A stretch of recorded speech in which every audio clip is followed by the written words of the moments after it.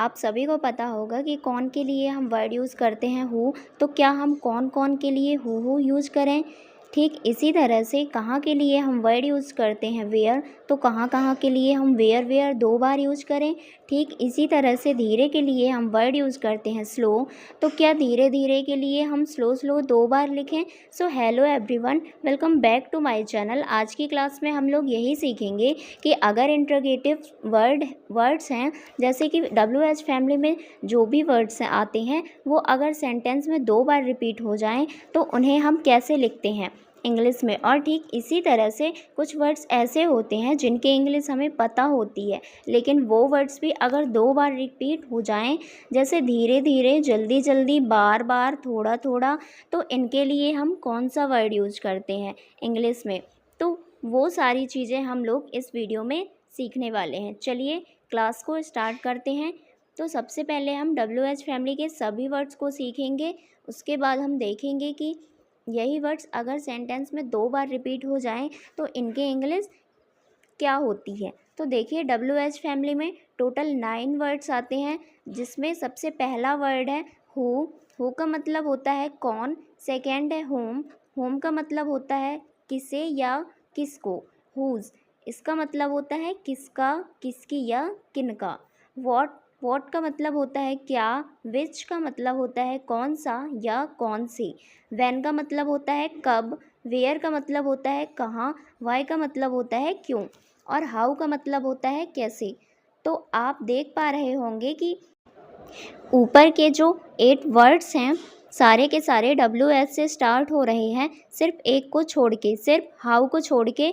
और यही रीज़न है कि इन सारे वर्ड्स को हम WH क्वेश्चन या फिर WH फैमिली के नाम से जानते हैं, क्योंकि इनमें जो वर्ड्स आते हैं वो अधिकतर WH से स्टार्ट होते हैं। तो अब देखिए इनमें से कोई भी इंट्रोगेटिव वर्ड अगर आपके सेंटेंस में आ जाएं, सेम इंट्रोगेटिव वर्ड 2 बार अगर आ जाता है, जैसे तुमने क्या क्या देखा, उसने किसे किसे बुलाया, तो क्या क्या, किसे किसे, कहाँ कहाँ, कैसे कैसे, इस तरह से जब आपके सेंटेंस में इंट्रोगेटिव वर्ड्स 2 बार आ जाते हैं तो आपको क्या करना है। देखिए बहुत सिंपल है, आप जिस तरह से इंट्रोगेटिव सेंटेंस बनाते हैं ना, आपको सेम वैसे ही बनाना है। बस आपको करना क्या है, जो भी WH वर्ड हैं उसके बाद आपको ऑल लगा देना है। तो देखिए WH फैमिली के साथ जब हम क्वेश्चन बनाते हैं उसका स्ट्रक्चर होता है, सबसे पहले हमें लिखना है WH वर्ड,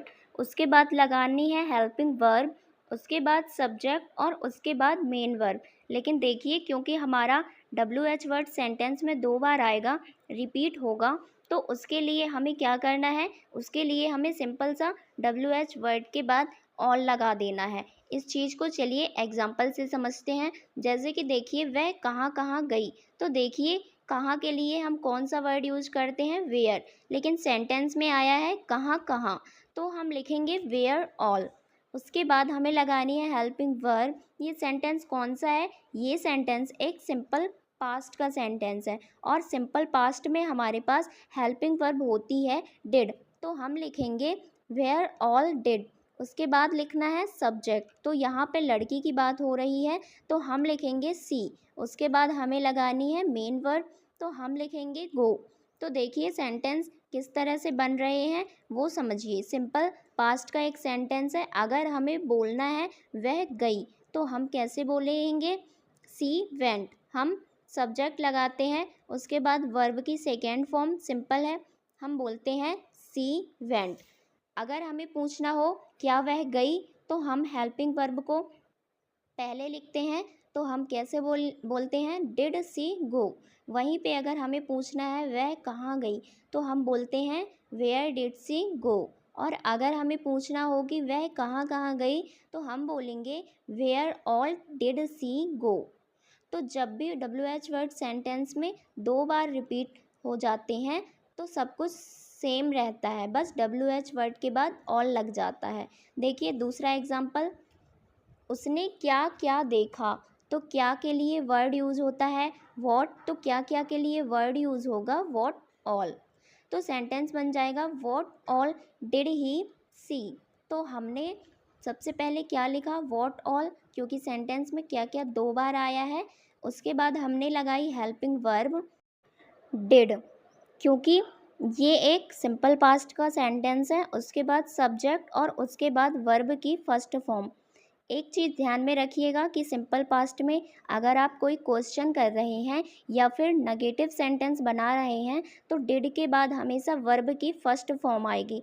सिंपल पास्ट में वर्ब की सेकेंड फॉर्म का यूज सिर्फ और सिर्फ अफर्मेटिव सेंटेंस को बनाने के लिए किया जाता है। ये गलती बहुत लोग करते हैं कि जब वो नेगेटिव बनाते हैं या फिर इंट्रोगेटिव बनाते हैं तब भी वो वर्ब के सेकेंड फॉर्म का ही यूज करते हैं। ऐसा मत कीजिएगा, क्योंकि ऐसा सेंटेंस रॉन्ग हो जाएगा। इसी तरह से अगर हमें बोलना है कि तुमने क्या क्या खरीदा तो हम बोलेंगे what all did you buy. तुमने क्या क्या खरीदा, what all did you buy. छुट्टियों में तुम कहाँ कहाँ घूमने गए, तो देखिए कहाँ कहाँ के लिए हम वर्ड यूज़ करते हैं वेयर, तो कहाँ कहाँ के लिए हम बोलेंगे वेयर ऑल। तो सेंटेंस बन जाएगा where all did you go during the holidays. Where all did you go during the holidays. अगला देखिए, पार्टी में तुम किसे किसे बुलाओगे, तो देखिए किसे के लिए हम वर्ड यूज़ करते हैं होम, तो किसे किसे के लिए हम बोलेंगे होम ऑल। तो सेंटेंस बन जाएगा whom all will you invite to the party. Whom all will you invite to the party. तुम कौन कौन सी फिल्में देख चुके हो, तो देखिए इसके लिए हम बोलेंगे which all movies have you watched. Which all movies have you watched. Next है तुम कब कब वहाँ जाते हो, तो यहाँ पे देखिए कब के लिए हम वर्ड यूज़ करते हैं वैन, तो कब कब के लिए हम बोलेंगे वैन ऑल। और ये जो सेंटेंस है ये एक सिंपल प्रेजेंट का सेंटेंस है, और सिंपल प्रेजेंट में हमारे पास 2 हेल्पिंग वर्ब्स होती हैं, डू और डज।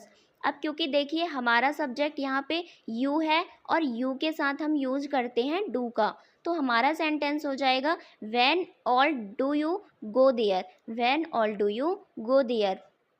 तुम कब कब वहाँ जाते हो। सो आई होप यहाँ तक आपको समझ में आ रहा होगा।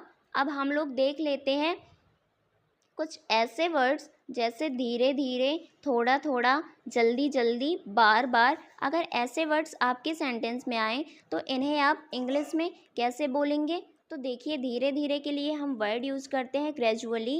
एग्जाम्पल देखिए, वह धीरे धीरे इंग्लिश सीख रहा है, तो इसे हम कैसे बोलेंगे, he is gradually learning English. He is gradually learning English. देखिए अगर आपको बोलना हो वह इंग्लिश सीख रहा है तो आप कैसे बोलते हैं, ही इज़ लर्निंग इंग्लिश, यही बोलते हैं ना। लेकिन अगर आपको बोलना हो कि वह धीरे धीरे इंग्लिश सीख रहा है तो हम बोलेंगे he is gradually learning English. दूसरा एग्जाम्पल देखिए, धीरे धीरे सब कुछ ठीक हो जाएगा। देखिए इस तरह के sentence day to day life में बोलते हैं ना, टेंशन मत लो, धीरे धीरे सब कुछ ठीक हो जाएगा। तो इसे इंग्लिश में कैसे बोलेंगे, gradually everything will be fine. धीरे धीरे सब कुछ ठीक हो जाएगा, gradually everything will be fine. Next है थोड़ा थोड़ा, इसके लिए हम वर्ड यूज़ करते हैं लिटिल बाय लिटिल। एग्जाम्पल देखिए, थोड़ा थोड़ा करके उसने बहुत पैसा बचा लिया। Little bye little he saved a lot of money. थोड़ा थोड़ा करके उसने बहुत पैसा बचा लिया। Little bye little he saved a lot of money. थोड़ा थोड़ा करके वह अंग्रेजी बोलने लगा। Little bye little he started speaking English. थोड़ा थोड़ा करके वह अंग्रेजी बोलने लगा। Little bye little he started speaking English.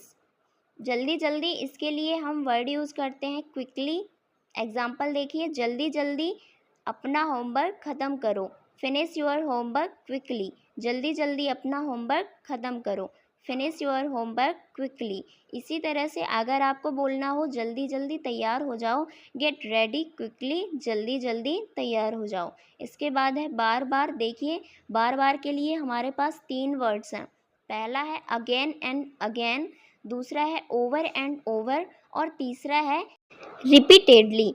तो इन तीनों में से किसी भी वर्ड का आप इस्तेमाल कर सकते हैं। बस इनमें डिफरेंस क्या होता है कि जो अगेन एंड अगेन और ओवर एंड ओवर है ना, इनका यूज हम बोलचाल की भाषा में ज़्यादा करते हैं, और जो रिपीटेडली है इसका इस्तेमाल भी हम करते हैं, लेकिन ये फॉर्मल होता है। एग्जाम्पल देखिए, उसने मुझे बार बार कॉल किया, तो इसके लिए हम बोलेंगे he called me again and again. देखिए यहाँ पे आप ओवर एंड ओवर का भी यूज कर सकते हैं और बोल सकते हैं he called me over and over, या फिर आप रिपीटेडली का भी यूज कर सकते हैं और आप बोल सकते हैं ही कॉल्ड मी रिपीटेडली। तो तीनों में से किसी का भी इस्तेमाल आप कर सकते हैं। दूसरा एग्जांपल है, वह वही फिल्म बार बार देखती है, she watches the same movie over and over. ठीक इसी तरह से अगर आपको बोलना हो उसने बार बार वही सवाल पूछा, he repeatedly asked the same question. So guys, अब मैं आपको कुछ सेंटेंस दे रही हूँ, इसकी ट्रांसलेशन क्या होगी आप मुझे कमेंट सेक्शन में बताइएगा। और ये वीडियो अगर आपको पसंद आई हो, थोड़ी सी भी हेल्पफुल लगी हो, तो प्लीज़ इस वीडियो को लाइक कीजिएगा और हमारे चैनल को सब्सक्राइब करना बिल्कुल ना भूलें।